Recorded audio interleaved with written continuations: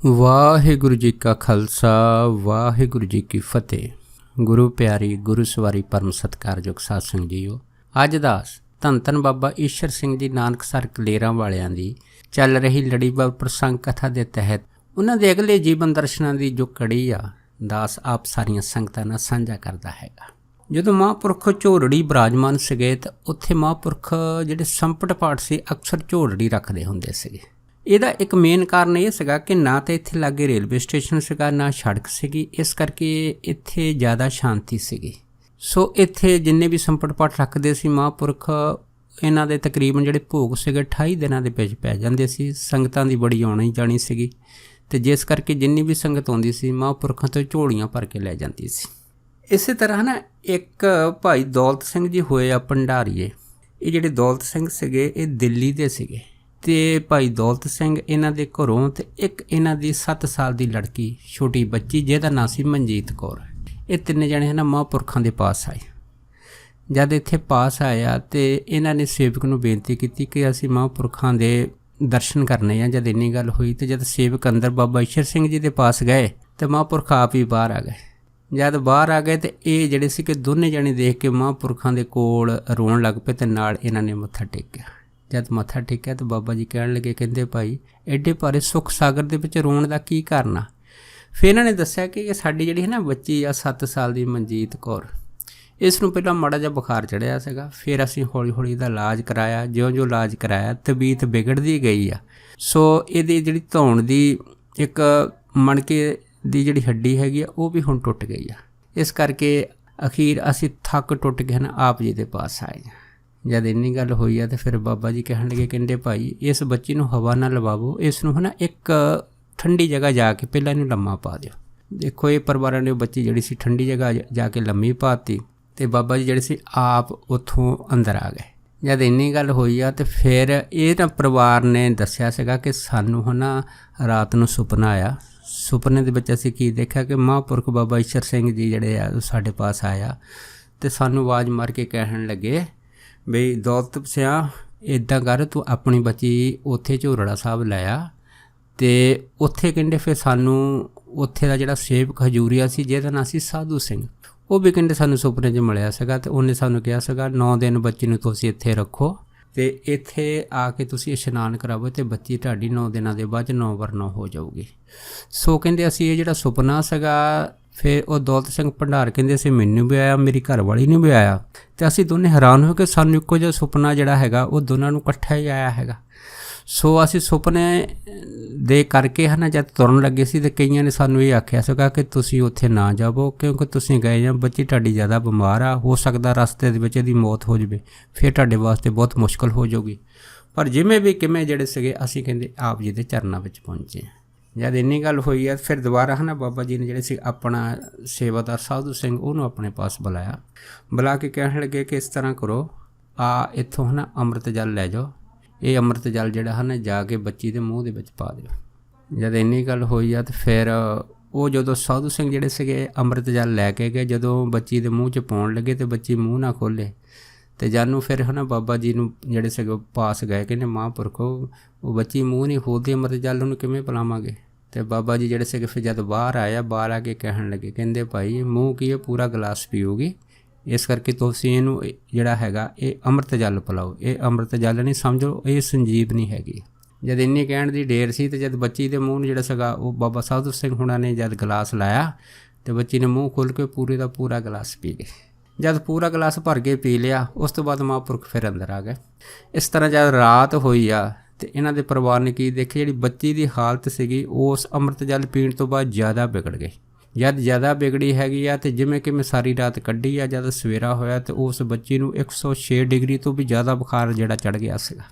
ਜਦ ਚੜ੍ਹਿਆ ਸੀ ਤਾਂ ਸਵੇਰੇ ਜਿਹੜਾ ਸੀਗਾ ਇੱਕ ਸੇਵਾਦਾਰ ਬਾਬਾ ਈਸ਼ਰ ਸਿੰਘ ਜੀ ਦੇ ਪਾਸ ਆ ਕਹਿਣ ਲੱਗਾ ਕਿ ਉਹ ਜਿਹੜੀ ਬੱਚੀ ਸੀਗੀ ਜਿਹਨੂੰ ਰਾਤੀ ਅੰਮ੍ਰਿਤ ਜਲ ਪਿਲਾਇਆ ਸੀਗਾ ਉਹਦੀ ਹਾਲਤ ਜ਼ਿਆਦਾ ਖਰਾਬ ਹੋ ਗਈ ਆ, ਉਹਨੂੰ ਬੁਖਾਰ ਵੀ 106 ਤੋਂ ਜ਼ਿਆਦਾ ਹੋ ਗਿਆ ਹੈ।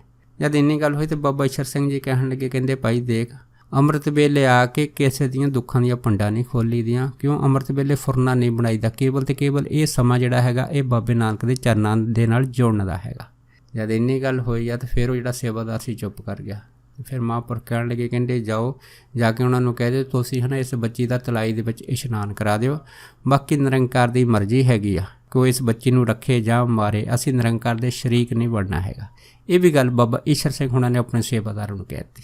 ਜਦੋਂ ਸੇਵਾਦਾਰ ਨੂੰ ਕਹਿਤੀ, ਉਹ ਸੇਵਾਦਾਰ ਜਿਹੜਾ ਸੀਗਾ ਇਸ ਤਰ੍ਹਾਂ ਦੀ ਮਹਾਂਪੁਰਖਾਂ ਦੇ ਬਚਨ ਸੁਣ ਕੇ ਮਨ ਵਿੱਚ ਬੜਾ ਹੈਰਾਨ ਜਿਹਾ ਹੋਇਆ। ਖੈਰ ਜਾ ਕੇ ਜਦ ਉਹਨਾਂ ਦੇ ਮਾਪਿਆਂ ਨੂੰ ਦੱਸਿਆ ਹੈਗਾ, ਫਿਰ ਜਾ ਕੇ ਮਹਾਂਪੁਰਖ ਕਹਿੰਦੇ ਆ ਕਿ ਇਸ ਬੱਚੀ ਦਾ ਜਿਹੜਾ ਹੈ ਨਾ ਉਸ ਤਲਾਈ ਦੇ ਵਿੱਚ ਇਸ਼ਨਾਨ ਕਰਾ ਦਿਓ। ਜਦ ਇੰਨੀ ਗੱਲ ਹੋਈ ਆ ਤਾਂ ਫਿਰ ਉਸ ਟਾਈਮ ਜਿਹੜੇ ਬੱਚੀ ਦੇ ਪਿਤਾ ਦੌਲਤ ਸਿੰਘ ਭੰਡਾਰ ਸੀ, ਉਹਦੀ ਘਰਵਾਲੀ ਸੋਚਣ ਲੱਗੇ ਕਿ ਕੱਲ੍ਹ ਤਾਂ ਮਹਾਂਪੁਰਖਾਂ ਨੇ ਅੰਮ੍ਰਿਤ ਜਲ ਇਹਨੂੰ ਪਿਲਾਇਆ ਸੀਗਾ ਅਤੇ ਉਸ ਤੋਂ ਬਾਅਦ ਇਸ ਬੱਚੀ ਦੀ ਤਬੀਅਤ ਜ਼ਿਆਦਾ ਵਿਗੜ ਗਈ ਹੈਗੀ ਆ ਅਤੇ ਹੁਣ ਬੁਖਾਰ ਵੀ 106 ਡਿਗਰੀ ਤੋਂ ਉੱਪਰ ਹੈ। ਤਾਂ ਮਹਾਂਪੁਰਖ ਕਹਿੰਦੇ ਇਹਨੂੰ ਤਲਾਈ ਦੇ ਵਿੱਚ ਇਸ਼ਨਾਨ ਕਰਾ ਦਿਓ। ਉਹ ਬੜੇ ਹਨ ਦੁਚਿੱਤੀ ਜਿਹੇ ਦੇ ਸੋਚਣ ਲੱਗ ਪਏ ਵੀ ਕੀ ਕਰੀਏ ਅਤੇ ਕੀ ਨਾ ਕਰੀਏ। ਪਰ ਨਾਲ ਦੇ ਕੁਛ ਪ੍ਰੇਮੀ ਜਿਹੜੇ ਖੜ੍ਹੇ ਸੀਗੇ ਉਹ ਕਹਿਣ ਲੱਗੇ ਜੋ ਤੁਹਾਨੂੰ ਮਹਾਂਪੁਰਖ ਨੇ ਕਿਹਾ ਹੈਗਾ ਉਹ ਬਚਨ ਤੁਸੀਂ ਸੱਤ ਕਰਕੇ ਮੰਨ ਲਓ, ਕਿਉਂਕਿ ਤੁਸੀਂ ਐਡੀ ਦੂਰੋਂ ਆਏ ਆ ਅਤੇ ਅਗਰ ਮਹਾਂਪੁਰਖਾਂ ਨੇ ਤੁਹਾਨੂੰ ਸੁਪਨੇ ਵਿੱਚ ਦਰਸ਼ਨ ਦਿੱਤੇ ਆ ਤਾਂ ਫਿਰ ਭਾਈ ਕੋਈ ਨਾ ਕੋਈ ਕਾਰਨ ਤਾਂ ਜ਼ਰੂਰ ਹੀ ਹੋਊਗਾ। ਜਦ ਇੰਨੀ ਗੱਲ ਹੋਈ ਆ ਤਾਂ ਫਿਰ ਦੌਲਤ ਸਿੰਘ ਜਿਹੜੇ ਭੰਡਾਰ ਸੀਗੇ ਅਤੇ ਇਹਨਾਂ ਦੀ ਘਰਵਾਲੀ ਨੇ ਆਪਣੀ ਬੱਚੀ ਮਨਜੀਤ ਕੌਰ ਨੂੰ ਚੱਕ ਕੇ ਤਲਾਈ ਦੇ ਵਿੱਚ ਇਸ਼ਨਾਨ ਕਰਾਤਾ। ਜਦ ਇਸ਼ਨਾਨ ਕਰਾਇਆ, ਇਸ਼ਨਾਨ ਕਰਨ ਤੋਂ ਬਾਅਦ ਬੱਚੀ ਜਿਹੜੀ ਸੀ ਬੇਸੁੱਧ ਹੋ ਗਈ। ਤਾਂ ਜਦ ਬੇਸੁੱਧ ਹੋਈ ਮੁੜ ਕੇ ਫਿਰ ਇਹਨੂੰ ਛੱਪੜੀ ਦੇ ਥੱਲੇ ਲਿਟਾ ਦਿੱਤਾ। ਜਦ ਲਿਟਾਤਾ, ਜਦ ਕੁਛ ਸਮਾਂ ਜਿਹੜਾ ਬੀਤਿਆ ਹੈਗਾ, ਜਦ ਥੋੜ੍ਹਾ ਜਿਹਾ ਦਿਨ ਚੜ੍ਹਿਆ ਹੈਗਾ, ਦੁਪਹਿਰਾ ਹੋਇਆ, ਤਾਂ ਮਹਾਂਪੁਰਖ ਜਿਹੜੇ ਸੀਗੇ ਉਹਨਾਂ ਨੇ ਆਪਣੇ ਸੇਵਾਦਾਰ ਨੂੰ ਕੋਲ ਬੁਲਾਇਆ ਅਤੇ ਕਹਿਣ ਲੱਗੇ, ਕਹਿੰਦੇ ਭਾਈ ਦੇਖ ਕੇ ਆਓ ਜਿਹੜੀ ਬੱਚੀ ਹੈ ਜੇ ਤਾਂ ਤਲਾਈ 'ਚ ਇਸ਼ਨਾਨ ਕਰਾਇਆ ਉਹਦਾ ਕੀ ਹਾਲ ਹੈਗਾ। ਜਦ ਇੰਨੀ ਗੱਲ ਹੋਈ ਤਾਂ ਸੇਵਾਦਾਰ ਜਿਹੜਾ ਸੀ ਮਨ ਵਿੱਚ ਸੋਚੇ ਕਿ ਕੱਲ੍ਹ ਤਾਂ ਮਹਾਂਪੁਰਖ ਕਹਿੰਦੇ ਸੀਗੇ ਕਿ ਅਸੀਂ ਕੀ ਕਰੀਏ, ਚਾਹੇ ਨਿਰੰਕਾਰ ਇਸ ਬੱਚੀ ਨੂੰ ਰੱਖੇ ਚਾਹੇ ਮਾਰੇ, ਪਰ ਅੱਜ ਸਾਨੂੰ ਦੁਬਾਰਾ ਫੇਰ ਤੋਰ ਦਿੱਤਾ ਕਿ ਉਹਦਾ ਹਾਲ ਚਾਲ ਜਿਹੜਾ ਹੈਗਾ ਸਾਨੂੰ ਦੱਸੋ। ਜਦ ਇੰਨੀ ਗੱਲ ਕਹਿਣ ਦੀ ਢੇਰ ਸੀ ਤਾਂ ਫਿਰ ਉਹ ਸੇਵਾਦਾਰ ਗਿਆ। ਜਾ ਕੇ ਜਦ ਉਹਨੇ ਬੱਚੀ ਨੂੰ ਦੇਖਿਆ ਤਾਂ ਕੀ ਦੇਖਿਆ, ਉਸ ਬੱਚੀ ਨੇ ਜਿਹੜਾ ਸੀਗਾ ਉਹ ਆਪਣੀਆਂ ਅੱਖਾਂ ਗਾਲ ਲਈਆਂ। ਜਦ ਅੱਖਾਂ ਗਾਲ ਲਈਆਂ ਤਾਂ ਫਿਰ ਉਹਨੂੰ ਮਹਾਂਪੁਰਖ ਨੂੰ ਦੱਸਿਆ ਕਿ ਉਹ ਬੱਚੀ ਜਿਹੜੀ ਹੈ ਨਾ ਦੁਬਾਰਾ ਆਪਣੀ ਸੁਰਤ ਦੇ ਵਿੱਚ ਆ ਗਈ ਹੈ, ਉਹਦੀ ਤਬੀਅਤ ਲੱਗਦਾ ਹੈ ਨਾ ਕੁਛ ਠੀਕ ਹੋ ਗਈ ਆ। ਜਦ ਇੰਨੀ ਗੱਲ ਹੋਈ ਸੀ ਤਾਂ ਮਹਾਂਪੁਰਖ ਕਹਿਣ ਲੱਗੇ, ਕਹਿੰਦੇ ਭਾਈ ਇੱਦਾਂ ਕਰੋ, ਆਹ ਜਿਹੜੇ ਪਲੇਟ ਆ ਜਿਹਦੇ ਵਿੱਚ ਅੰਗੂਰ ਪਏ, ਜਿਹਦੇ ਵਿੱਚੋਂ ਬਾਬਾ ਈਸ਼ਰ ਸਿੰਘ ਦੀ ਵੀ ਛਕਦੇ ਸੀ, ਕਹਿੰਦੇ ਜਾ ਕੇ ਹੈ ਨਾ ਬੱਚੀ ਨੂੰ ਛਕਾ ਦਿਓ। ਜੋ ਹੀ ਜਿਹੜੇ ਅੰਗੂਰ ਸੀਗੇ ਜਾ ਕੇ ਬੱਚੀ ਨੂੰ ਛਕਾਇਆ, ਬਸ ਫੇਰ ਕੀ ਸੀ, ਉਹ ਬੱਚੀ ਦੀ ਕਾਇਆ ਹੀ ਪਲਟ ਗਈ। ਜਦ ਕਾਇਆ ਪਲਟ ਗਈ ਤਾਂ ਬੱਚੀ ਜਿਹੜੀ ਸੀ ਕੁਛ ਟਾਈਮ ਬਾਅਦ ਜਿਹੜੀ ਸੀ ਆਪਣੇ ਆਪ ਉੱਠ ਕੇ ਬੈਠ ਗਈ।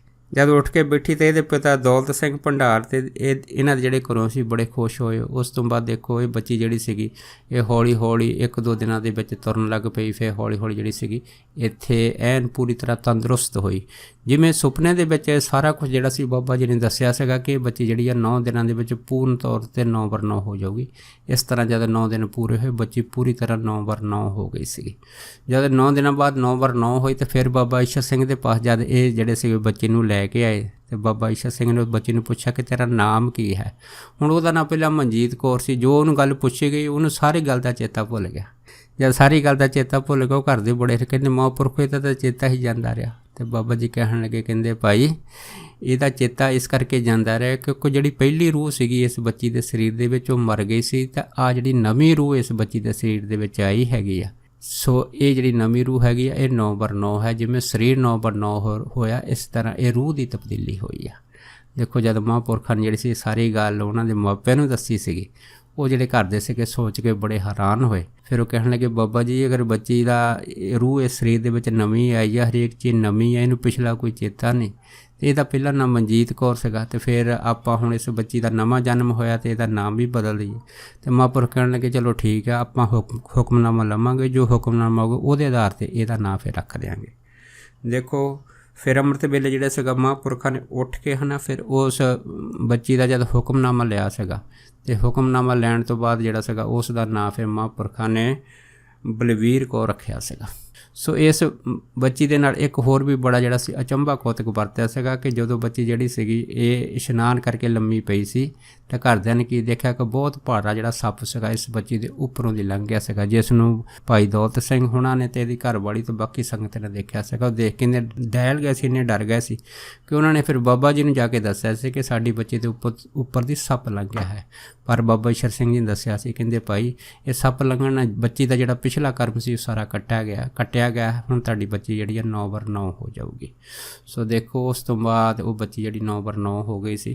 ਮਹਾਂਪੁਰਖਾਂ ਨੇ ਦੇਖੋ ਉਸ ਦਾ ਨਾਮ ਜਿਹੜਾ ਬਦਲ ਕੇ ਮਨਜੀਤ ਕੌਰ ਤੋਂ ਬਲਵੀਰ ਕੌਰ ਰੱਖ ਦਿੱਤਾ ਸੀ, ਇੱਕ ਨਵੀਂ ਜ਼ਿੰਦਗੀ ਦੇ ਦਿੱਤੀ ਸੀ। ਸੋ ਸਾਰਾ ਪਰਿਵਾਰ ਮੁੜ ਕੇ ਭਾਈ ਦੌਲਤ ਸਿੰਘ ਭੰਡਾਰ ਇਹ ਜਿਹੜੇ ਸੀ ਵਾਪਸ ਆਗਿਆ ਲੈ ਕੇ ਆਪਣੇ ਜਿਹੜੇ ਦਿੱਲੀ ਚਲੇ ਗਏ ਸੀ। ਉਸ ਤੋਂ ਬਾਅਦ ਇੱਕ ਵਾਰੀ ਕੀ ਹੋਇਆ ਕਿ ਮਹਾਂਪੁਰਖ ਜਿਹੜੇ ਸੀਗੇ ਇੱਕ ਵਾਰ ਮੁਕਤਸਰ ਦੀ ਧਰਤੀ ਦੇ ਉੱਤੇ ਦਰਸ਼ਨ ਕਰਨ ਗਏ। ਜਦ ਦਰਸ਼ਨ ਕਰਨ ਗਏ ਉੱਥੇ ਸੰਗਤ ਨੂੰ ਪਤਾ ਲੱਗਾ, ਬਹੁਤ ਸਾਰੀਆਂ ਸੰਗਤਾਂ ਜਿਹੜੀਆਂ ਸੀ ਇਕੱਠੀਆਂ ਹੋ ਕੇ ਬਾਬਾ ਜੀ ਦੇ ਪਾਸ ਪਹੁੰਚ ਗਈਆਂ। ਉਸ ਤੋਂ ਬਾਅਦ ਬਾਬਾ ਜੀ ਨੇ ਇਸ ਜਗ੍ਹਾ ਜਿਹੜੇ ਸੀ ਦੀਵਾਨ ਲਾਏ। 1-2 ਦਿਨ ਦੀ ਦੀਵਾਨ ਦੀ ਹਾਜ਼ਰੀ ਭੰਨ ਤੋਂ ਬਾਅਦ ਇੱਕ ਦਿਨ ਮਹਾਂਪੁਰਖ ਜਿਹੜੇ ਸੀਗੇ ਉਹ ਸੈਰ ਕਰਨ ਜਦੋਂ ਜਿਹੜੇ ਦੂਰ ਨਿਕਲੇ ਆ ਅਤੇ ਜਿੰਨੀ ਸੰਗਤ ਸੀ ਨਾਲ ਮਹਾਂਪੁਰਖਾਂ ਦੇ ਤੁਰੀ ਗਈ। ਇੱਦਾਂ ਕਰਦੇ ਕਰਦੇ ਬਾਬਾ ਜੀ ਜਿਹੜੇ ਸੀਗੇ ਉਹ ਵਜੀਦੇ ਦੀ ਜਿੱਥੇ ਕਬਰ ਹੈਗੀ, ਵਜੀਦੇ ਦੀ ਕਬਰ ਦੇ ਕੋਲ ਪਹੁੰਚ ਗਏ। ਜਦ ਪਹੁੰਚ ਗਏ ਤਾਂ ਬਾਬਾ ਜੀ ਨੇ ਉੱਥੇ ਇਸ਼ਾਰਾ ਕੀਤਾ ਕਿ ਜਿੰਨੇ ਸਿੰਘ ਹਨ ਇਹ ਦੁਸ਼ਟ ਵਜੀਦਾ ਜੋ ਪਾਪੀ ਹੈਗਾ ਅਤੇ ਇਹਦੇ ਹਨ ਕਬਰ ਦੇ ਉੱਤੇ 5-5 ਜੁੱਤੀਆਂ ਮਾਰੋ। ਜਦ ਇੰਨੀ ਕਹਿਣ ਦੀ ਡੇਰ ਸੀ, ਸਾਰੇ ਸਿੰਘਾਂ ਨੇ ਜਿਹੜੇ ਸੀ ਆਪਣੀਆਂ ਜੁੱਤੀਆਂ ਲਾ ਕੇ ਤਾਂ ਉਸ ਕਬਰ ਦੇ ਉੱਤੇ 5-5 ਮਾਰੀਆਂ। ਜਦ 5-5 ਜੁੱਤੀਆਂ ਮਾਰੀਆਂ ਉਸ ਤੋਂ ਬਾਅਦ ਫਿਰ ਜਿਹੜੇ ਮਹਾਂਪੁਰਖ ਸੀ ਬਾਬਾ ਈਸ਼ਰ ਸਿੰਘ ਜੀ ਉੱਥੋਂ ਅੱਗੇ ਪੈਦਲ ਤੁਰ ਪਏ ਅਤੇ ਨਾਲ ਜਿੰਨੇ ਵੀ ਹੋਰ ਬਹੁਤ ਸਾਰੀ ਪ੍ਰੇਮੀ ਸੰਗਤ ਸੀ ਬਾਬਾ ਜੀ ਦੇ ਨਾਲ ਤੋਂ ਤੁਰ ਪਈ। ਬਾਬਾ ਜੀ ਨੇ ਕਿਸੇ ਨੂੰ ਵੀ ਜਿਹੜਾ ਨਹੀਂ ਰੋਕਿਆ, ਕਿਉਂਕਿ ਅੱਗੇ ਮਹਾਂਪੁਰਖ ਜਦੋਂ ਵੀ ਜਿਹੜੇ ਸੀਗੇ ਉਹ ਅੱਗੇ ਜਾਂਦੇ ਹੁੰਦੇ ਸੀ ਸੰਗਤ ਨੂੰ ਕਹਿੰਦੇ ਹੁੰਦੇ ਸੀ ਵੀ ਤੁਸੀਂ ਵਾਪਸ ਚਲੇ ਜਾਓ। ਪਰ ਅੱਜ ਮਹਾਂਪੁਰਖਾਂ ਨੇ ਕਿਸੇ ਵੀ ਸੰਗਤ ਨੂੰ ਵਾਪਸ ਜਾਣ ਵਾਸਤੇ ਨਹੀਂ ਆਖਿਆ ਸੀਗਾ। ਸੋ ਇਹ ਵੀ ਜਿਹੜਾ ਹੈ ਨਾ ਸੰਗਤ ਦੇ ਮਨ 'ਚ ਪ੍ਰਸ਼ਨ ਹੈਗਾ ਕਿ ਅੱਜ ਮਹਾਂਪੁਰਖ ਬੜੇ ਪ੍ਰਸੰਨ ਹੈ, ਕਿਸੇ ਵੀ ਸੰਗਤ ਦੇ ਪ੍ਰੇਮੀ ਨੂੰ ਵਾਪਸ ਜਾਣ ਤੋਂ ਨਹੀਂ ਰੋਕਿਆ। ਇਸ ਤਰ੍ਹਾਂ ਬਾਬਾ ਈਸ਼ਰ ਸਿੰਘ ਜੀ ਤੁਰਦੇ ਤੁਰਦੇ ਜਦ 10-15 ਮਿੰਟ ਇੱਕ ਐਸੀ ਜਗ੍ਹਾ ਪਹੁੰਚ ਗਏ, ਉੱਥੇ ਕੀ ਦੇਖਿਆ ਕਿ ਇੱਕ ਬਾਜ ਨੇ ਹੈ ਨਾ ਸੱਪ ਨੂੰ ਜਿਹੜਾ ਹੈਗਾ ਬੁਰੀ ਤਰ੍ਹਾਂ ਢਾਇਆ ਹੋਇਆ ਹੈ। ਉਹ ਜਿਹੜਾ ਸੱਪ ਹੈਗਾ ਉਹ ਬੜਾ ਤਕੜਾ, ਬੜਾ ਮੋਟਾ ਹੈਗਾ ਅਤੇ ਪਰ ਬਾਜ ਨੇ ਵੀ ਆਪਣੇ ਪੰਜਾਂ ਦੇ ਵਿੱਚ ਜਿਹੜਾ ਹੈ ਨਾ ਸੱਪ ਨੂੰ ਪੂਰੀ ਤਰ੍ਹਾਂ ਜਕੜਿਆ ਹੋਇਆ ਹੈ। ਅਤੇ ਇਸ ਤਰ੍ਹਾਂ ਜਿਹੜਾ ਬਾਜ ਅਤੇ ਸੱਪ ਆ ਉਹਨਾਂ ਦਾ ਇਉਂ ਸਮਝ ਲਓ ਜਿਵੇਂ ਆਪਸ ਵਿੱਚ ਬੜਾ ਜ਼ਬਰਦਸਤ ਯੁੱਧ ਹੋ ਰਿਹਾ ਹੁੰਦਾ ਹੈਗਾ। ਇਹ ਦੇਖ ਕੇ ਬਾਬਾ ਈਸ਼ਰ ਸਿੰਘ ਹੁਣਾਂ ਨੇ ਆਪਣਾ ਜਿਹੜਾ ਸਫਾ ਜੰਗ ਸੀਗਾ ਉਹਦੇ ਆਸਰੇ 'ਤੇ ਖੜ੍ਹ ਗਏ ਅਤੇ ਉਸ ਖੇਡ ਨੂੰ ਦੇਖਣ ਲੱਗ ਪਏ। ਜਦ ਖੇਡ ਦੇਖਣ ਲੱਗ ਪਏ ਤਾਂ ਸਾਰੀ ਸੰਗਤ ਜਿਹੜੀ ਸੀਗੀ ਇਸ ਬਾਜ ਅਤੇ ਸੱਪ ਦੀ ਲੜਾਈ ਨੂੰ ਜਿਹੜੇ ਸੀਗੇ ਉਹ ਬੜੇ ਤਮਾਸ਼ਗੀਰੀ ਢੰਗ ਦੇ ਨਾਲ ਦੇਖ ਰਹੀ ਸੀ। ਜਦ ਦੇਖ ਰਹੀ ਸੀ ਤਾਂ ਫਿਰ ਬਾਬਾ ਈਸ਼ਰ ਸਿੰਘ ਹੁਣਾਂ ਨੇ ਸਾਰੀ ਸੰਗਤ ਵੱਲ ਤੱਕ ਕੇ ਆਖ ਕੇ ਕਹਿਣ ਲੱਗੇ, ਕਹਿੰਦੇ ਜਾਣਦੇ ਆ ਇਹ ਲੜਾਈ ਕਿਉਂ ਹੋ ਰਹੀ ਹੈ। ਜਦ ਇੰਨੀ ਗੱਲ ਹੋਈ ਤਾਂ ਫਿਰ ਸੰਗਤ ਦੇ ਕੁਛ ਪ੍ਰੇਮੀ ਕਹਿਣ ਲੱਗੇ, ਮਹਾਂਪੁਰਖੋ ਬਾਜ ਦੀ ਖੁਰਾਕ ਹੀ ਇਹ ਹੈਗੀ ਆ ਕਿ ਉਹਨੇ ਜਿਸ ਵੀ ਜਾਨਵਰ ਨੂੰ ਖਾਣਾ ਹੈਗਾ ਉਹ ਆਪਣੀ ਤਾਕਤ ਦੇ ਹਿਸਾਬ ਦੇ ਨਾਲ ਜਿਹੜਾ ਹੈਗਾ ਉਹ ਉਸ ਪੰਛੀ ਨੂੰ ਜਾਂ ਜਾਨਵਰ ਨੂੰ ਮਾਰ ਕੇ ਚਲਾ ਜਾਂਦਾ ਹੈ। ਬਾਬਾ ਜੀ ਕਹਿਣ ਲੱਗੇ, ਕਹਿੰਦੇ ਭਾਈ ਇਹ ਨਹੀਂ ਹੈ, ਇਹ ਜੋ ਲੜਾਈ ਹੈਗੀ ਆ ਇਹ ਬੜੀ ਅਨੋਖੀ ਲੜਾਈ ਆ। ਜਦ ਇੰਨੀ ਗੱਲ ਹੋਈ ਹੈ ਤਾਂ ਸਾਰੀ ਸੰਗਤ ਬਾਬਾ ਜੀ ਨੂੰ ਕਹਿਣ ਲੱਗੀ, ਮਹਾਂਪੁਰਖੋ ਦੱਸੋ, ਸਾਨੂੰ ਤਾਂ ਕੋਈ ਸਮਝ ਨਹੀਂ ਇਹ ਕੀ ਖੇਡ ਹੈ। ਜਦ ਇੰਨੀ ਗੱਲ ਹੋਈ ਤਾਂ ਫਿਰ ਬਾਬਾ ਈਸ਼ਰ ਸਿੰਘ ਹੁਣਾਂ ਨੇ ਸਾਰੀ ਸੰਗਤ ਨੂੰ ਕਿਹਾ ਸੀ, ਕਹਿੰਦੇ ਭਾਈ ਆਹ ਜਿਹੜਾ ਸੱਪ ਵਾ ਜਿਹੜਾ ਬਾਜ ਨੇ ਆਪਣੇ ਪੈਰਾਂ ਦੇ ਵਿੱਚ ਸਿਰੀ ਫੜੀ ਹੋਈ ਹੈ, ਇਹ ਬੜਾ ਮੋਟਾ ਅਤੇ ਤਕੜਾ ਸੱਪ ਜਿਹੜਾ ਹੈਗਾ ਇਹ ਵਜੀਦਾ ਹੈ ਅਤੇ ਜਿਹੜਾ ਬਾਜ ਹੈਗਾ ਇਹ ਕਲਗੀਧਰ ਮਹਾਰਾਜ ਦਾ ਸੂਰਮਾ ਹੈਗਾ। ਜਦ ਇੰਨੀ ਗੱਲ ਮਹਾਂਪੁਰਖਾਂ ਨੇ ਭੇਦ ਖੋਲ੍ਹਿਆ, ਸਾਰੀ ਸੰਗਤ ਜਿਹੜੀ ਸੀ ਬਾਬਾ ਈਸ਼ਰ ਸਿੰਘ ਦੀ ਜੈ ਜੈਕਾਰ ਕਰਨ ਲੱਗ ਪਈ। ਜਦ ਜੈ ਜੈ ਕਰਨ ਲੱਗ ਪਈ ਸਾਰੀ ਸੰਗਤ ਨੇ ਜਿਹੜਾ ਸੀ ਉਹ ਆਲੇ ਦੁਆਲੇ ਉਹ ਘੇਰਾ ਪਾ ਕੇ ਉਸ ਸਾਰੇ ਜੰਗ ਖੇਡ ਨੂੰ ਦੇਖਣ ਲੱਗ ਪਈ। ਜਦ ਦੇਖਣ ਲੱਗ ਪਈ ਉਹਦੇ ਵਿੱਚ ਦੇਖਿਆ ਹੈਗਾ ਕਿ ਜਦੋਂ ਵੀ ਜਿਹੜਾ ਸੱਪ ਸੀਗਾ ਉਹ ਆਪਣਾ ਲਪੇਟਾ ਬਾਜ ਨੂੰ ਪਾਉਣ ਦੀ ਕੋਸ਼ਿਸ਼ ਕਰਦਾ ਸੀਗਾ ਅਤੇ ਉਸ ਲਪੇਟੇ ਦੇ ਵਿੱਚ ਜਦ ਬਾਜ ਜਿਹੜਾ ਸੀ ਉਹ ਆ ਜਾਂਦਾ ਸੀਗਾ ਉਹ ਆਪਣੀ ਚੁੰਝ ਜਿਹੜਾ ਸੀਗਾ ਉਹ ਸੱਪ ਦੀ ਸਿਰੀ 'ਤੇ ਮਾਰਦਾ ਸੀ ਬੜੇ ਜ਼ੋਰ ਨਾਲ, ਫਿਰ ਉਹ ਲਪੇਟਾ ਖੁੱਲ੍ਹ ਜਾਂਦਾ ਸੀਗਾ। ਇਸ ਤਰ੍ਹਾਂ ਜਿਹੜਾ ਬਾਜ ਸੀਗਾ ਸੱਪ ਨੂੰ ਹੁਣ ਤੜਫਾ ਕੇ ਮਾਰਿਆ ਸੀ। ਜਦ ਮਾਰਿਆ ਸੀ ਤਾਂ ਫਿਰ ਬਾਬਾ ਈਸ਼ਰ ਸਿੰਘ ਜੀ ਜਿਹੜੇ ਸੀ ਇਸ ਖੇਡ ਨੂੰ ਦੇਖਦੇ ਦੇਖਦੇ ਬੜੇ ਉੱਚੀ ਬੋਲ ਰਹੇ ਸੀ, ਕਹਿੰਦੇ ਬੱਲੇ ਉਹ ਮਰਦਾ, ਸ਼ਾਬਾਸ਼ ਬਹਾਦਰਾ, ਬਦਲਾ ਲੈਣ ਦਾ ਸਵਾਦ ਆ ਗਿਆ। ਜਦ ਮਹਾਂਪੁਰਖ ਉੱਚੀ ਇਸ ਖੇਡ ਦੇ ਵਿੱਚ ਬਾਬਾ ਈਸ਼ਰ ਸਿੰਘ ਜੀ ਜਿਹੜੇ ਸੀਗੇ ਬੋਲ ਰਹੇ ਸੀ, ਸਾਰੀ ਸੰਗਤ ਖੇਡ ਦੇਖ ਕੇ ਬੜੀ ਅਚਰਜ ਹੋ ਰਹੀ ਸੀ ਅਤੇ ਬਾਬਾ ਜੀ ਜਿਹੜੇ ਸੀ ਬਾਰ ਜਿਹੜੇ ਸੀਗੇ ਉਹ ਕਲਗੀਧਰ ਮਹਾਰਾਜ ਦੇ ਸੂਰਮੇ ਦੀ ਗੱਲ ਜਿਹੜੀ ਸੀ ਉਹ ਆਖ ਰਿਹਾ ਸੀ। ਇਸ ਤਰ੍ਹਾਂ ਲੱਗਦਾ ਸੀਗਾ ਕਿ ਜਿਵੇਂ ਸਾਰੀ ਖੇਡ ਜਿਹੜੀ ਹੈਗੀ ਉਹ ਬਾਬਾ ਈਸ਼ਰ ਸਿੰਘ ਜੀ ਪ੍ਰਤੱਖ ਦੇਖ ਰਹੇ ਆ। ਜਦ ਉਸ ਬਾਜ ਨੇ ਉਸ ਸੱਪ ਨੂੰ ਚੁੰਝਾ ਮਾਰ ਕੇ ਬੁਰੀ ਤਰ੍ਹਾਂ ਬੇਹਾਲ ਕਰ ਦਿੱਤਾ ਸੀ ਤਾਂ ਫਿਰ ਬਾਬਾ ਜੀ ਨੇ ਦੱਸਿਆ ਸੀ, ਕਹਿੰਦੇ ਭਾਈ ਇਹ ਵਜੀਦਾ ਦੁਸ਼ਟ ਪਾਪੀ ਜਿਸ ਵੀ ਜੂਨੀ ਵਿੱਚ ਜਾਊਗਾ ਕਲਗੀਧਰ ਮਹਾਰਾਜ ਦੇ ਸੂਰਮੇ ਜਿਹੜੇ ਆ ਉਸ ਨੂੰ ਉਸੇ ਜੂਨੀ ਦੇ ਵਿੱਚ ਜਾ ਕੇ ਉਹ ਤੋਂ ਛੋਟੇ ਸਾਹਿਬਜ਼ਾਦਿਆਂ ਦਾ ਬਦਲਾ ਜਿਹੜਾ ਹੈਗਾ ਉਹ ਚੁਣ ਕੇ ਲੈਣਗੇ। ਜਦ ਬਾਬਾ ਜੀ ਨੇ ਇਹ ਜਿਹੜੇ ਸੀ ਉਹ ਬਚਨ ਸਾਰੀ ਸੰਗਤ ਨੂੰ ਸੁਣਾਏ ਸੀ ਤਾਂ ਸਾਰੀ ਸੰਗਤ ਬੜੀ ਅਚਰਜ ਹੋ ਕੇ ਜਿਹੜੀ ਸੀ ਉਹ ਦੇਖ ਰਹੀ ਸੀ। ਨਾਲ ਇਹ ਵੀ ਦੇਖ ਰਹੇ ਸੀ ਉਹ ਜਿਹੜਾ ਬਾਜ ਸੀਗਾ ਸਾਰੇ ਪਾਸੇ ਬਹੁਤ ਸਾਰੀ ਸੰਗਤ ਨਾਲ ਘਿਰਿਆ ਹੋਇਆ ਸੀਗਾ, ਪਰ ਬਾਜ ਜਿਹੜਾ ਸੀਗਾ ਬਿਲਕੁਲ ਨਿਡਰ ਹੋ ਕੇ ਸਾਰੀ ਸੰਗਤ ਨੂੰ ਜਿਹੜਾ ਸੀਗਾ ਉਹ ਦੇਖ ਰਿਹਾ ਸੀ ਅਤੇ ਨਾਲ ਬਾਬਾ ਈਸ਼ਰ ਸਿੰਘ ਹੁਣਾਂ ਵੱਲ ਵੀ ਜਿਹੜਾ ਸੀ ਉਹ ਤੱਕ ਰਿਹਾ ਸੀਗਾ। ਉਸ ਤੋਂ ਬਾਅਦ ਫਿਰ ਬਾਬਾ ਈਸ਼ਰ ਸਿੰਘ ਹੁਣਾਂ ਨੇ ਜਿਹੜੇ ਬਾਜ ਨੂੰ ਇਹ ਆਖਿਆ ਕਿ ਤੁਸੀਂ ਹੁਣ ਇਸ ਤਰ੍ਹਾਂ ਕਰੋ, ਇਹ ਜਿਹੜਾ ਸੱਪ ਹੈਗਾ ਜੋ ਵਜੀਦਾ ਹੈਗਾ ਇਹ ਹੁਣ ਤੁਹਾਡੀ ਮਲਕੀਅਤ ਬਣ ਗਿਆ ਹੈਗਾ, ਤੁਸੀਂ ਇਹਨੂੰ ਲਿਜਾ ਕੇ ਜਿਹੜਾ ਹੈਗਾ ਜਿੱਥੇ ਮਰਜ਼ੀ ਆਪਣੀ ਹਿਸਾਬ ਦੇ ਨਾਲ ਇਸ ਦੇ ਨਾਲ ਜੋ ਮਰਜ਼ੀ ਸਲੂਕ ਕਰੋ। ਜਦ ਇੰਨੀ ਕਹਿਣ ਦੀ ਢੇਰ ਸੀ ਤਾਂ ਬਸ ਫਿਰ ਕੀ ਸੀਗਾ ਉਹ ਬਾਜ ਜਿਹੜਾ ਸੀਗਾ ਉਹ ਸੱਪ ਨੂੰ ਮਾਰ ਕੇ ਅਤੇ ਆਪਣੇ ਪੰਜਿਆਂ ਦੇ ਵਿੱਚ ਲੈ ਕੇ ਜਿਹੜਾ ਸੀ ਉੱਥੋਂ ਉੱਡ ਕੇ ਇੱਕ ਨਾਲ ਦਰਖਤ ਸੀਗਾ ਉਹਦੇ ਉੱਤੇ ਜਾ ਬੈਠਾ। ਜਦ ਜਾ ਬੈਠਾ ਅਤੇ ਉਹਦੇ ਵਿੱਚ ਸੰਗਤ ਨੇ ਕੀ ਦੇਖਿਆ ਹੈਗਾ ਕਿ ਜਿਹੜਾ ਸੱਪ ਬਹੁਤ ਭਾਰਾ ਲੰਬਾ ਸੀਗਾ ਅਤੇ ਬਾਜ ਦੇ ਜਿਹੜੇ ਪੈਰਾਂ ਦੀ ਜਕੜ ਦੇ ਵਿੱਚ ਉਹਦੀ ਸਰੀ ਸੀ ਤੇ ਬਾਕੀ ਥੱਲੇ ਸਾਰਾ ਲਮਕ ਰਿਹਾ ਸੀਗਾ। ਜਦ ਸੰਗਤ ਨੇ ਇਸ ਤਰ੍ਹਾਂ ਬਾਬਾ ਦੇ ਦਰਸ਼ਨ ਕੀਤੇ ਸੀ ਤਾਂ ਬਾਬਾ ਈਸ਼ਰ ਸਿੰਘ ਨੇ ਉਸੇ ਟਾਈਮ ਵੀ ਕਿਹਾ ਸੀ, ਕਹਿੰਦੇ ਬਈ ਵਾਹ ਕਲਗੀਧਰ ਮਰਦ ਸੂਰਮਾ ਬਹਾਦਰਾ, ਅੱਜ ਤਾਂ ਕਹਿੰਦੇ ਸਵਾਦ ਲਿਆਤਾ ਹੈਗਾ, ਇਸ ਪਾਪੀ ਦੁਸ਼ਟ ਨੂੰ ਕਹਿੰਦੇ ਮਾਰ ਮਾਰ ਕੇ ਤੁਸੀਂ ਛੋਟੇ ਸਾਹਿਬਜ਼ਾਦਿਆਂ ਦਾ ਬਦਲਾ ਲੈ ਲਿਆ ਹੈਗਾ। ਇਹ ਜਿਹੜਾ ਕੌਤਕ ਸੀਗਾ ਸਾਰੀ ਸੰਗਤ ਨੇ ਜਦ ਦੇਖਿਆ ਸੀਗਾ, ਫਿਰ ਉਸ ਤੋਂ ਬਾਅਦ ਫਿਰ ਮਹਾਂਪੁਰਖ ਸੀਗੇ ਜਿਹੜੇ ਵਾਪਸ ਆਪਣੇ ਅਸਥਾਨ ਦੇ ਉੱਤੇ ਪਹੁੰਚ ਗਏ ਸੀਗੇ। ਇਸੇ ਤਰ੍ਹਾਂ ਨਾ ਇੱਕ ਪ੍ਰੇਮੀ ਸੀਗੇ ਜਿਹੜੇ ਝੂਰੜਾ ਸਾਹਿਬ ਆਏ ਸੀ, ਇਹ ਬਾਗਾਂ ਦੇ ਰਹਿਣ ਵਾਲੇ ਸੀ। ਇਹਨਾਂ ਨੇ ਨਾ ਬਾਬਾ ਨੰਦ ਸਿੰਘ ਹੋਣਾ ਦੇ ਦਰਸ਼ਨ ਕੀਤੇ ਸੀ। ਇਹਨਾਂ ਦੇ ਮਨ ਵਿੱਚ ਇਹ ਸੀਗੀ ਕਿ ਬਾਬਾ ਨੰਦ ਸਿੰਘ ਹੋਣੀ ਤਾਂ ਪੂਰਨ ਸੰਤ ਸੀ, ਕੀ ਬਾਬਾ ਈਸ਼ਰ ਸਿੰਘ ਹੋਣੀ ਵੀ ਪੂਰਨ ਸੰਤ ਆ ਜਾਂ ਇੱਕੋ ਹੀ ਜੋਤ ਆ। ਇਹ ਮਨ ਵਿੱਚ ਧਾਰ ਕੇ ਜਦ ਇਹ ਨਾਨਕਸਰ ਕਲੇਰੀ ਪਹੁੰਚੇ ਸੀ, ਫਿਰ ਉਹਨੂੰ ਪਤਾ ਲੱਗਾ ਕਿ ਜਿਹੜੇ ਮਹਾਂਪੁਰਖ ਹੈਗੇ ਆ ਝੂਰੜੇ ਸਾਹਿਬ ਚਲੇ ਗਏ ਆ। ਜਦ ਇਹ ਜਿਹੜੇ ਸੀਗੇ ਉੱਥੋਂ ਬਲੀਏ ਤੋਂ ਜਦ ਝੂਰੜੇ ਜਾਣ ਲੱਗੇ ਸੀਗੇ, ਤੇ ਮਨ ਦੇ ਵਿੱਚ ਆਇਆ ਕਿ ਮੈਂ ਝੂਰੜਾ ਕਦੀ ਦੇਖਿਆ ਨਹੀਂ ਗਾ, ਰਾਹ ਦੇ ਵਿੱਚ ਰਾਤ ਹੋ ਜਾਣੀ ਆ, ਅਜਾੜ ਹੈਗੀ, ਮੈਂ ਕਿਵੇਂ ਪਹੁੰਚੂੰਗਾ। ਖੈਰ ਜਦੋਂ ਬਲੀਏ ਤੋਂ ਤੁਰਨ ਲੱਗੇ ਤਾਂ ਬਾਹਰ ਇਹਨਾਂ ਨੂੰ ਇੱਕ ਸਿੰਘ ਟੱਕਰ ਪਿਆ। ਉਹ ਕਹਿਣ ਲੱਗਾ ਕਿ ਮੈਂ ਝੂਰੜੇ ਦਾ ਹੀ ਹੈਗਾ ਅਤੇ ਆਪ ਮੈਂ ਤੁਹਾਨੂੰ ਨਾ ਮਹਾਂਪੁਰਖਾਂ ਦੇ ਠਾਠ ਤੱਕ ਪਹੁੰਚਾਉਂਦਾ। ਖੈਰ ਉਹ ਜਿਹੜਾ ਸਿੰਘ ਸੀਗਾ ਇਸ ਪ੍ਰੇਮੀ ਨੂੰ, ਜਿਹਦਾ ਨਾਂ ਹੈ ਨਾ ਰਣਜੀਤ ਸਿੰਘ ਸੀਗਾ, ਇਹਨੂੰ ਲੈ ਕੇ ਜਿਹੜਾ ਸੀਗਾ ਉਹ ਝੂਰੜੀ ਪਹੁੰਚ ਗਿਆ। ਜਦ ਝੂਰੜੀ ਪਹੁੰਚਿਆ ਅਤੇ ਉਸ ਨੇ ਫਿਰ ਝੂਰੜੀ ਪਹੁੰਚਣ ਤੋਂ ਬਾਅਦ ਇਹ ਭਾਈ ਰਣਜੀਤ ਸਿੰਘ ਜਿਹੜਾ ਬਾਗਾਂ ਦਾ ਸੀਗਾ, ਇਹਨੂੰ ਕਿਹਾ ਕਿ ਤੁਸੀਂ ਪਹਿਲਾਂ ਮੇਰੇ ਘਰ ਆ ਜਾਓ, ਮੈਂ ਆਪ ਨੂੰ ਪਹਿਲਾਂ ਪ੍ਰਸ਼ਾਦਾ ਪਾਣੀ ਛਕਾ ਦਿੰਦਾ, ਕਿਉਂਕਿ ਤੁਸੀਂ ਦੂਰੋਂ ਚੱਲ ਕੇ ਆ, ਫਿਰ ਤੁਸੀਂ ਠਾਠ ਪਹੁੰਚਿਓ। ਸੋ ਭਾਈ ਜਿਹੜਾ ਰਣਜੀਤ ਸਿੰਘ ਬਾਗਾਂ ਤੋਂ ਆਏ ਸੀਗੇ, ਇਹ ਜਾ ਕੇ ਉਸ ਸਿੰਘ ਦੇ ਘਰ ਚੱਲ ਕੇ ਉਹਨੇ ਬੜੇ ਪ੍ਰੇਮ ਨਾਲ ਪ੍ਰਸ਼ਾਦਾ ਛਕਾਇਆ। ਮੁੜ ਕੇ ਫਿਰ ਠਾਠ ਦੇ ਕੋਲ ਜਾ ਕੇ ਦੱਸਦਾ ਕਿ ਇੱਥੇ ਤੁਸੀਂ ਚਲੇ ਜਾਓ, ਤਾਂ ਆਪ ਉਹ ਸਿੰਘ ਜਿਹੜਾ ਸੀ ਵਾਪਸ ਮੁੜ ਗਿਆ। ਸੋ ਇਹ ਜਿਹੜੇ ਭਾਈ ਰਣਜੀਤ ਸਿੰਘ ਸੀਗੇ ਜਦ ਮਹਾਂਪੁਰਖਾਂ ਦੇ ਦਰਸ਼ਨ ਕਰਨ ਲੱਗੇ ਤੇ ਇਹਨਾਂ ਨੇ ਸਾਰੀ ਵਾਰਦਾਤ ਜਿਹੜੀ ਸੀ ਉਹ ਬਾਬਾ ਜੀ ਦੇ ਨਾਲ ਸਾਂਝੀ ਕੀਤੀ। ਤੇ ਉਹ ਸਿੰਘ ਦੀ ਸੁਣਾਈ ਕਿ ਕਿਵੇਂ ਉਹਨਾਂ ਨੂੰ ਜਿਹੜਾ ਲੈ ਕੇ ਉਹਨੇ ਪ੍ਰਸ਼ਾਦਾ ਪਾਣੀ ਛਕਾਇਆ ਤੇ ਆਪ ਜੀ ਦੇ ਪਾਸ ਰੱਖਿਆ ਹੈਗਾ। ਇਹ ਸੁਣ ਕੇ ਮਹਾਂਪੁਰਖ ਜਿਹੜੇ ਸੀ ਦੇਖ ਕੇ ਬਾਬਾ ਈਸ਼ਰ ਸਿੰਘ ਜੀ ਮੁਸਕਰਾ ਕੇ ਕਹਿਣ ਲੱਗੇ, ਕਹਿੰਦੇ ਭਾਈ ਰਾਤ ਦੇ ਦੀਵਾਨ ਲੱਗਣੇ ਆ ਤੇ ਤੁਸੀਂ ਜਾ ਕੇ ਦੀਵਾਨਾਂ ਵਿੱਚ ਕਥਾ ਕੀਰਤਨ ਸਰਵਣ ਕਰ ਲਓ ਤੇ ਨਾਲੇ ਜਲ ਪਾਣੀ ਛਕ ਲਓ। ਸੋ ਇਹ ਜਿਹੜੇ ਸਿੰਘ ਸੀਗੇ ਕਥਾ ਕੀਰਤਨ ਜਿਹੜੀ ਸੀ ਇਹਨੇ ਰਾਤ ਸੁਣਿਆ ਤੇ ਜਲ ਪਾਣੀ ਛਕਿਆ। ਜਦ ਦਿਨ ਚੜ੍ਹਿਆ ਫਿਰ ਬਾਬਾ ਈਸ਼ਰ ਸਿੰਘ ਨੇ ਇਸੇ ਹੀ ਬਾਗਾਂ ਵਾਲੀ ਪ੍ਰੇਮੀ ਭਾਈ ਰਣਜੀਤ ਸਿੰਘ ਨੂੰ ਆਪਣੇ ਪਾਸ ਬੁਲਾਇਆ। ਆਪਣੇ ਪਾਸ ਬੁਲਾ ਕੇ ਕਹਿਣ ਲੱਗੇ, ਕਹਿੰਦੇ ਤੁਸੀਂ ਇਸ ਤਰ੍ਹਾਂ ਕਰੋ ਕਿ ਤੁਸੀਂ ਹੈ ਨਾ ਕੱਲ੍ਹ ਨੂੰ ਦਿੱਲੀ ਜਾਣਾ ਹੈਗਾ ਅਤੇ ਦਿੱਲੀ ਜਾ ਕੇ ਉੱਥੇ ਇੱਕ ਕਵੀ ਆ ਉਹਨੂੰ ਸਾਡਾ ਇੱਕ ਸੁਨੇਹਾ ਦੇਣਾ ਹੈਗਾ। ਜਦ ਇੰਨੀ ਗੱਲ ਹੋਈ ਹੈ ਤਾਂ ਫਿਰ ਬਾਬਾ ਈਸ਼ਰ ਸਿੰਘ ਜਿਹੜੇ ਸੀ ਹੋਰ ਜਿੰਨੇ ਵੀ ਸੰਗਤ ਪ੍ਰੇਮੀ ਸੀ ਉਹਨਾਂ ਦੇ ਨਾਲ ਜਿਹੜੀਆਂ ਸੀਗੀਆਂ ਕੁਛ ਅਧਿਆਤਮਿਕ ਗੱਲਾਂ ਕਰਨੀਆਂ ਸ਼ੁਰੂ ਕਰ ਦਿੱਤੀਆਂ। ਪਰ ਇਹ ਜਿਹੜੇ ਪ੍ਰੇਮੀ ਭਾਈ ਰਣਜੀਤ ਸਿੰਘ ਮਨ ਵਿੱਚ ਸੋਚਣ ਕਿ ਮਹਾਂਪੁਰਖਾਂ ਨੇ ਮੈਨੂੰ ਦਿੱਲੀ ਜਾਣ ਵਾਸਤੇ ਕਹਿ ਦਿੱਤਾ, ਦਿੱਲੀ ਕਿੱਡੀ ਵੱਡੀ ਆ ਅਤੇ ਮੈਂ ਤਾਂ ਇੱਥੇ ਝੂਰੜੀ ਬੜੀ ਮੁਸ਼ਕਿਲ ਨਾਲ ਪਹੁੰਚਿਆ ਹੈਗਾ ਅਤੇ ਮੈਂ ਕਿਵੇਂ ਜਿਹੜੇ ਸੀਗਾ ਉਹ ਕਵੀ ਜੀ ਨੂੰ ਲੱਭੂੰਗਾ ਅਤੇ ਮੇਰੇ ਪਾਸ ਇੰਨਾ ਕਿਰਾਇਆ ਵੀ ਨਹੀਂ ਆ ਜਿਹੜਾ ਮੈਂ ਖੱਚ ਕੇ ਦਿੱਲੀ ਚੱਲ ਜਾਵਾਂ। ਇਹ ਮਨ ਦੇ ਵਿੱਚ ਸੋਚ ਵਿਚਾਰ ਜਿਹੜੀ ਸੀ ਇਸ ਪ੍ਰੇਮੀ ਦੇ ਆ ਗਈ। ਉਸ ਤੋਂ ਬਾਅਦ ਜਿਹੜਾ ਪ੍ਰੇਮੀ ਸੀਗਾ ਇਹ ਹੈ ਨਾ ਫਿਰ ਮਹਾਂਪੁਰਖਾਂ ਦੇ ਚਰਨਾਂ ਦੇ ਵਿੱਚ ਬੇਨਤੀ ਕਰਦਾ ਰਿਹਾ, ਸੱਚੇ ਪਾਤਸ਼ਾਹ ਕਿ ਤੁਸੀਂ ਮੈਨੂੰ ਛੁੱਟੀ ਦੇ ਦਿਓ, ਮੈਂ ਘਰ ਚੱਲ ਜਾਵਾਂ, ਕਿਉਂਕਿ ਨਾ ਤਾਂ ਮੇਰੇ ਪਾਸ ਦਿੱਲੀ ਜਾਣ ਲਈ ਕਿਰਾਇਆ ਹੈਗਾ, ਨਾ ਮੈਨੂੰ ਦਿੱਲੀ ਦੇ ਬਾਰੇ ਕੋਈ ਬਹੁਤੀ ਜਾਣਕਾਰੀ ਹੈਗੀ ਆ, ਅਤੇ ਮੈਂ ਕਿੱਧਰ ਖੱਜਲ ਹੁੰਦਾ ਰਹੂੰਗਾ।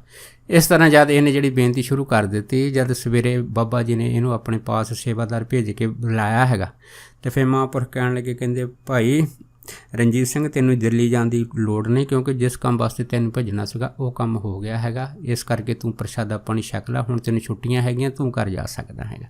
ਜਦ ਇਹ ਗੱਲ ਹੋਈ ਸੋ ਬਾਗਾ ਤੋਂ ਆਇਆ ਪ੍ਰੇਮੀ ਭਾਈ ਰਣਜੀਤ ਸਿੰਘ ਜਿਹੜਾ ਸੀਗਾ ਉਹ ਮਨ ਵਿੱਚ ਬੜਾ ਹੈਰਾਨ ਹੋਇਆ ਕਿ ਵਾਕਿਆ ਜੋ ਮੇਰੇ ਮਨ ਦੇ ਵਿੱਚ ਅਰਦਾਸ ਫੁਰਨਾ ਸੀਗਾ ਕਿ ਮੈਨੂੰ ਛੁੱਟੀ ਮਿਲ ਜੇ, ਮਹਾਂਪੁਰਖ ਨੇ ਉਸ ਤਰ੍ਹਾਂ ਕੀਤਾ ਹੈਗਾ। ਅਤੇ ਕਹਿੰਦੇ ਹੁਣ ਮੈਨੂੰ ਪਤਾ ਲੱਗ ਗਿਆ ਹੈਗਾ ਕਿ ਬਾਬਾ ਨੰਦ ਸਿੰਘ ਹੋਣੀ ਅਤੇ ਬਾਬਾ ਈਸ਼ਰ ਸਿੰਘ ਜੀ ਜਿਹੜੇ ਹੈ ਉਹ ਇੱਕੋ ਹੀ ਜੋਤ ਹੈ। ਉਸ ਤੋਂ ਬਾਅਦ ਜਿਹੜੇ ਸੀਗੇ ਉਹ ਪ੍ਰੇਮੀ ਜਿਹੜਾ ਸੀਗਾ ਫਿਰ ਦੁਬਾਰਾ ਆਪਣੇ ਪਿੰਡ ਬਾਗੀ ਚਲੇ ਗਿਆ ਸੀਗਾ। ਸੋ ਇੱਕ ਹੈ ਨਾ ਭਾਈ ਸੁੱਚਾ ਸਿੰਘ ਹੋਇਆ, ਇੱਕ ਉਦੇ ਸਿੰਘ ਸੀ, ਇੱਕ ਦਾਨ ਸਿੰਘ ਸੀ। ਇਹ ਜਿਹੜੇ ਪ੍ਰੇਮੀ ਸੀ ਇਹ ਮਹਾਂਪੁਰਖਾਂ ਦੀ ਬੜੀ ਸੇਵਾ ਕਰਦੇ ਹੁੰਦੇ ਸੀ। ਸੋ ਉਹ ਵੀ ਸਮਾਂ ਆਇਆ ਜਦੋਂ ਜਿਹੜੀ ਸਰਕਾਰ ਨੇ ਜਿੰਨੇ ਵੀ ਮੋਰਚਿਆਂ ਦੇ ਵਿੱਚ ਉਸ ਟਾਈਮ ਦੇ ਜਿੰਨੇ ਵੀ ਜੁਝਾਰੂ ਸਿੰਘ ਸੀ ਉਹਨਾਂ ਨੂੰ ਇਹ ਜਿਹੜੇ ਸੀਗੇ ਸੁਨੇਹੇ ਦਿੱਤੇ ਆ ਕਿ ਭਾਈ ਜਿਨ੍ਹਾਂ ਨੇ ਅੰਗਰੇਜ਼ ਸਰਕਾਰ ਨੂੰ ਹਿੰਦੁਸਤਾਨ 'ਚੋਂ ਬਾਹਰ ਕੱਢਣ ਵਾਸਤੇ ਜਿੰਨੇ ਵੀ ਜਿਹੜੇ ਹੈਗੇ ਆਜ਼ਾਦੀ ਘੁਲਾਟੀ ਹੈਗੇ ਆ, ਉਹਨਾਂ ਨੇ ਜੋ ਜੰਗ ਲੜੀ ਆ ਉਹਨਾਂ ਦੇ ਸਨਮਾਨ ਦੇ ਬਦਲੇ ਉਹਨਾਂ ਨੂੰ ਪੈਨਸ਼ਨਾਂ ਜਿਹੜੀਆਂ ਲੱਗਣਗੀਆਂ। ਇਸ ਕਰਕੇ ਜਿੰਨੇ ਵੀ ਆਪਣੀ ਸਰਕਾਰੀ ਪੈਨਸ਼ਨ ਲਵਾਉਣੀ ਹੋਵੇ ਤਾਂ ਉਹ ਆਪਣੇ ਕਾਗਜ਼ ਜਿਹੜੇ ਹੈਗੇ ਉਹ ਗੌਰਮੈਂਟ ਨੂੰ ਭੇਜ ਸਕਦੀ ਹੈਗੀ ਆ। ਜਦ ਇਹ ਗੱਲ ਹੋਈ ਤਾਂ ਇਹਨਾਂ ਤਿੰਨਾਂ ਨੇ ਜਾ ਕੇ ਜਿਹੜੀ ਸੀ ਬਾਬਾ ਈਸ਼ਰ ਸਿੰਘ ਹੁਣਾਂ ਨਾਲ ਗੱਲ ਕੀਤੀ ਕਿ ਮਹਾਂਪੁਰਖੋ ਸਰਕਾਰੀ ਪੈਨਸ਼ਨਾਂ ਵਾਸਤੇ ਜਿਹੜਾ ਸੁਨੇਹਾ ਆਇਆ ਹੈਗਾ ਅਤੇ ਤੁਹਾਡਾ ਕੀ ਹੁਕਮ ਹੈ ਕਿ ਅਸੀਂ ਕੀ ਕਰੀਏ। ਜਦ ਇੰਨੀ ਗੱਲ ਹੋਈ ਤਾਂ ਫਿਰ ਬਾਬਾ ਜੀ ਨੇ ਜਿਹੜੀ ਦੋ ਗੱਲਾਂ ਉਹਨਾਂ ਨੂੰ ਆਖਣ ਕਹਿਣ ਲੱਗੇ, ਕਹਿੰਦੇ ਭਾਈ ਦੇਖੋ ਦੋ ਪ੍ਰਕਾਰ ਦੀਆਂ ਪੈਨਸ਼ਨਾਂ ਹੈਗੀਆਂ। ਇੱਕ ਤਾਂ ਹੈਗੀ ਆ ਸਰਕਾਰੀ ਪੈਨਸ਼ਨ ਜਿਸ ਪੈਨਸ਼ਨ ਦਾ ਆਫਰ ਜਿਹੜਾ ਤੁਹਾਡੇ ਪਾਸ 'ਤੇ ਆਇਆ ਹੈ, ਅਤੇ ਦੂਸਰਾ ਹੈਗਾ ਗੁਰੂ ਨਾਨਕ ਦੇ ਘਰ ਦੀ ਪੈਨਸ਼ਨ। ਅਗਰ ਤੁਸੀਂ ਗੁਰੂ ਨਾਨਕ ਦੇ ਘਰ ਦੀ ਪੈਨਸ਼ਨ ਲਓਗੇ ਤੇ ਤੁਹਾਨੂੰ ਲੋਕ ਪਰਲੋਕ ਦੇ ਸਾਰੇ ਸੁੱਖ ਪ੍ਰਾਪਤ ਹੋ ਜਾਣਗੇ। ਪਰ ਅਗਰ ਤੁਸੀਂ ਸਰਕਾਰੀ ਪੈਨਸ਼ਨ ਲਓਗੇ ਤਾਂ ਉਸ ਸਰਕਾਰੀ ਪੈਨਸ਼ਨ ਦੇ ਬਦਲੇ ਤੁਸੀਂ ਜਿੰਨੀ ਵੀ ਜਿਹੜੀ ਹੈ ਨਾ ਮੋਰਚਿਆਂ ਦੇ ਵਿੱਚ ਕਮਾਈ ਕੀਤੀ ਆ, ਉਹ ਕਮਾਈ ਜਿਹੜੀ ਹੈ ਨਾ ਉਹ ਤੁਹਾਡੀ ਕੱਟੀ ਜਾਊਗੀ। ਜਦ ਮਹਾਂਪੁਰਖਾਂ ਨੇ ਇਹ ਜਿਹੜਾ ਬਚਨ ਸੀਗਾ ਇਹਨਾਂ ਦੇ ਨਾਲ ਸਾਂਝਾ ਕੀਤਾ ਤੇ ਇਹ ਤਿੰਨੇ ਜਣੇ ਚੁੱਪ ਕਰ ਗਏ। ਪਰ ਫਿਰ ਇਹਦੇ ਵਿੱਚੋਂ ਹੁਣ ਜਿਹੜੇ ਦੋ ਪ੍ਰੇਮੀ ਸੀ ਉਹਨਾਂ ਨੇ ਮਹਾਂਪੁਰਖਾਂ ਦਾ ਜੋ ਇਸ਼ਾਰਾ ਸੀਗਾ ਉਹ ਸਮਝ ਲਿਆ ਹੈਗਾ। ਪਰ ਇਹਦੇ ਵਿੱਚੋਂ ਭਾਈ ਜਿਹੜੇ ਉਹਦੇ ਸਿੰਘ ਸੀ ਉਹਨਾਂ ਨੇ ਉਹਨਾਂ ਟਾਈਮਾਂ ਦੇ ਵਿੱਚ ਸਰਕਾਰੀ ਪੈਨਸ਼ਨ ਲਵਾਈ ਸੀ। ਜਦੋਂ ਜਿਹੜੀ ਸੀ ਉਹਦੇ ਸਿੰਘ ਨੇ ਸਰਕਾਰੀ ਪੈਨਸ਼ਨ ਲਵਾ ਲਈ ਤੇ ਫਿਰ ਭਾਈ ਦਾਨ ਸਿੰਘ ਤੇ ਭਾਈ ਜਿਹੜੇ ਸੁੱਚਾ ਸਿੰਘ ਸੀ ਇਹ ਦੋਨੇ ਜਣੇ ਰਹਿ ਗਏ ਸੀ ਸਰਕਾਰੀ ਪੈਨਸ਼ਨ ਲਵਾਉਣ ਤੋਂ। ਉਸ ਤੋਂ ਬਾਅਦ ਫਿਰ ਮਹਾਂਪੁਰਖਾਂ ਨੇ ਭਾਈ ਦਾਨ ਸਿੰਘ ਨੂੰ ਆਪਣੇ ਪਾਸ ਬੁਲਾ ਕੇ ਕਹਿਣ ਲੱਗੇ, ਕਹਿੰਦੇ ਦੇਖ ਭਾਈ ਉਹਦੇ ਸਿੰਘ ਨੇ ਤੇ ਸਰਕਾਰੀ ਪੈਨਸ਼ਨ ਲਵਾ ਲਈ ਆ, ਬਾਕੀ ਤੈਂ ਵੀ ਹੈ ਨਾ ਜੈਤੋਂ ਦਾ ਮੋਰਚਾ ਲੱਗਿਆ ਸੀ ਉਹਦੇ ਵਿੱਚ ਬਹੁਤ ਜ਼ਿਆਦਾ ਹੈ ਨਾ ਕੁੱਟ ਖਾਧੀ ਸੀਗੀ ਤੇ ਇਸ ਕਰਕੇ ਤੂੰ ਪੈਨਸ਼ਨ ਕਿਉਂ ਨਹੀਂ ਲਵਾਈ। ਜਦ ਇੰਨੀ ਗੱਲ ਹੋਈ ਆ ਤੇ ਫਿਰ ਜਿਹੜੇ ਸੀ ਭਾਈ ਦਾਨ ਸਿੰਘ ਨੇ ਹੱਥ ਜੋੜ ਕੇ ਕਹਿ ਦਿੱਤਾ, ਕਹਿੰਦੇ ਸੱਚੇ ਪਾਤਸ਼ਾਹ ਅਸੀਂ ਹੈ ਨਾ ਸੱਚੀ ਸਰਕਾਰ ਦੀ ਜਿਹੜੀ ਉਹ ਸੇਵਾ ਕੀਤੀ ਆ ਤੇ ਜੇ ਮੈਨੂੰ ਪੈਨਸ਼ਨ ਲੱਗੂਗੀ ਤਾਂ ਮੈਂ ਤਾਂ ਕਲਗੀਧਰ ਮਹਾਰਾਜ ਦੀ ਜਿਹੜੀ ਹੈ ਨਾ ਪੈਨਸ਼ਨ ਲਵਾਉਣੀ ਆ ਤੇ ਉਹ ਜਿਵੇਂ ਉਹਨਾਂ ਦਾ ਹੁਕਮ ਹੈਗਾ ਉਸੇ ਤਰ੍ਹਾਂ ਮੈਨੂੰ ਜਿਹੜਾ ਉਹ ਰੱਖ ਲੈਣਗੇ ਤੇ ਮੈਂ ਸਰਕਾਰੀ ਪੈਨਸ਼ਨ ਨਹੀਂ ਲਵਾਉਣੀ। ਜਦ ਇਹ ਜਵਾਬ ਜਿਹੜਾ ਸੀ ਭਾਈ ਦਾਨ ਸਿੰਘ ਨੇ ਕੀਤਾ, ਉਸ ਤੋਂ ਬਾਅਦ ਫਿਰ ਮਹਾਂਪੁਰਖਾਂ ਨੇ ਭਾਈ ਸੁੱਚਾ ਸਿੰਘ ਨੂੰ ਆਪਣੇ ਪਾਸ ਬੁਲਾਇਆ ਸੀ। ਫਿਰ ਉਹਨਾਂ ਨੂੰ ਜਦ ਪੈਨਸ਼ਨ ਵਾਸਤੇ ਪੁੱਛਿਆ ਸੀ ਕਿ ਤੁਸੀਂ ਸਰਕਾਰੀ ਪੈਨਸ਼ਨ ਕਿਉਂ ਨਹੀਂ ਲਵਾਈ, ਫਿਰ ਸੁੱਚਾ ਸਿੰਘ ਨੇ ਹੱਥ ਜੋੜ ਕੇ ਜਿਹੜੇ ਸੀ ਬਾਬਾ ਈਸ਼ਰ ਸਿੰਘ ਦੇ ਜਿਹੜੇ ਸੀ ਚਰਨਾਂ 'ਚ ਬੇਨਤੀ ਕੀਤੀ ਸੀ। ਕਹਿਣ ਲੱਗੇ, ਕਹਿੰਦੇ ਸੱਚੇ ਪਾਤਸ਼ਾਹ ਅਸੀਂ ਤੁਹਾਡਾ ਦਿੱਤਾ ਖਾਂਦੇ ਹਾਂ, ਤੁਸੀਂ ਸਾਨੂੰ ਜਿੱਥੇ ਰੱਖੋਗੇ ਅਸੀਂ ਤਾਂ ਉੱਥੇ ਹੀ ਰਹਿਣਾ ਹੈਗਾ। ਤੁਹਾਡਾ ਹਰੇਕ ਹੁਕਮ ਜਿਹੜਾ ਹੈਗਾ ਸਾਡੇ ਸਿਰ ਮੱਥੇ 'ਤੇ ਹੈਗਾ, ਜੋ ਤੁਸੀਂ ਹੁਕਮ ਕਰੋਗੇ ਅਸੀਂ ਉਸੇ ਹੁਕਮ 'ਤੇ ਫੁੱਲ ਚਾੜਾਂਗੇ। ਇਹ ਜਿਹੜੇ ਬਚਨ ਸੀ ਭਾਈ ਸੁੱਚਾ ਸਿੰਘ ਦੇ ਸੀਗੇ। ਸੋ ਮਹਾਂਪੁਰਖਾਂ ਨੇ ਭਾਈ ਦਾਨ ਸਿੰਘ ਅਤੇ ਭਾਈ ਸੁੱਚਾ ਸਿੰਘ ਦੇ ਇਹ ਜਿਹੜੇ ਵਿਚਾਰ ਸੀਗੇ ਸੁਣ ਕੇ ਬੜੀ ਪ੍ਰਸੰਨਤਾ ਹਾਸਲ ਕੀਤੀ ਸੀਗੀ ਅਤੇ ਉਹਨਾਂ ਨੂੰ ਆਖਿਆ ਸੀ, ਕਹਿੰਦੇ ਭਾਈ ਸਮਾਂ ਆਊਗਾ ਜਦ ਤੁਹਾਡਾ ਪਰਿਵਾਰ ਹਮੇਸ਼ਾ ਚੜ੍ਹਦੀਆਂ ਕਲਾਂ 'ਚ ਰਹੂਗਾ, ਤੁਹਾਡਾ ਦਾ ਲੋਕ ਅਤੇ ਪਰਲੋਕ ਹਮੇਸ਼ਾ ਸੁਖੀ ਰਹੂਗੇ। ਜਦ ਇਹ ਸੀਸ ਦਿੱਤੀ ਸੀ, ਉਹ ਇਸ ਸੀਸ ਦੇਣ ਤੋਂ ਬਾਅਦ ਜਿਹੜੇ ਸੀਗੇ ਇਹ ਦੋਨੇ ਪ੍ਰੇਮੀ ਮਹਾਂਪੁਰਖਾਂ ਦੀ ਸੇਵਾ ਦੇ ਵਿੱਚ ਜਿਹੜੇ ਸੀ ਪਹਿਲੇ ਦੀ ਤਰ੍ਹਾਂ ਤਰਪਰ ਰਹਿੰਦੇ ਸੀਗੇ। ਸੋ ਦਾਸ ਇੰਨੇ ਹੀ ਬਚਨ ਸਾਂਝਾ ਕਰਦਾ ਹੋਇਆ ਖੇਮਾ ਦਾ ਜਾਚਕ ਹੈ ਜੀ। ਹੋਈਆਂ ਬੇਅੰਤ ਭੁੱਲਾਂ ਚੁੱਕਾਂ ਦੀ ਖੇਮਾ ਬਖਸ਼ਣੀ, ਸੋ ਫਤਿਹ ਬੁਲਾਓ। ਵਾਹਿਗੁਰੂ ਜੀ ਕਾ ਖਾਲਸਾ, ਵਾਹਿਗੁਰੂ ਜੀ ਕੀ ਫਤਿਹ।